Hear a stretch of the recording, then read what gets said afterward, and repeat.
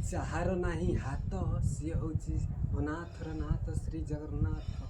ପ୍ରଭୁଙ୍କୁ ଡାକିଲେ ଆନନ୍ଦରେ ସିଏ ଶୁଣନ୍ତି ପ୍ରଭୁ ସବୁ କଥା। ଯେଉଁମାନେ ଦରିଦ୍ର, ଯେଉଁ ପରିବାରକୁ ଅଶାନ୍ତି ସୃଷ୍ଟି କରନ୍ତି ଓ ମଦ ପିଇ କଳି ଝଗଡ଼ା କରି ସ୍ତ୍ରୀଙ୍କୁ ବହୁତ ମାରପିଟ କରନ୍ତି। ପୁଅମାନେ ବି ଜଣେ ଜଣେ ଅଛନ୍ତି ମଦୁଆ, ମଦ ପିଇକି ବାପା ବୋଉଙ୍କୁ ମାରପିଟ କରନ୍ତି, ଅଶାନ୍ତି ସୃଷ୍ଟି କରନ୍ତି। ଦାରିଦ୍ର୍ୟର ଏତେ ବି ତଳେ ପହଞ୍ଚି ଗଲଣି କିନ୍ତୁ ଜାଣିପାରୁନାହାନ୍ତି ଅଶାନ୍ତି କେଉଁଠି। କିଛି ଯେବେ କରିପାରୁନ କେମିତି ବା ପୋଷିବ ଘର, ତାହେଲେ ଯାଅ ବା ସେଇ ବଡ଼ଦାଣ୍ଡକୁ ଥାଳି ଧରି ମାଗ ଭିକ। 10 ଟଙ୍କା ଦେଇଯା, ଏ ଭାଇ ଦେଇଯା, ମୁଁ ଖାଇନି କିଛି, ଦେ 10 ଟଙ୍କା ଦେ ଭାଇ। କିଛି ଆଜି ହଉନି, ଆଜି କିଛି ଗୋଟେ ଟଙ୍କାଟା ହେଇନି। କାଲି ପଛେ 100 ଟଙ୍କା ହେଇଥିଲା, ଆଜି କିଛି ବି ହେଇନି।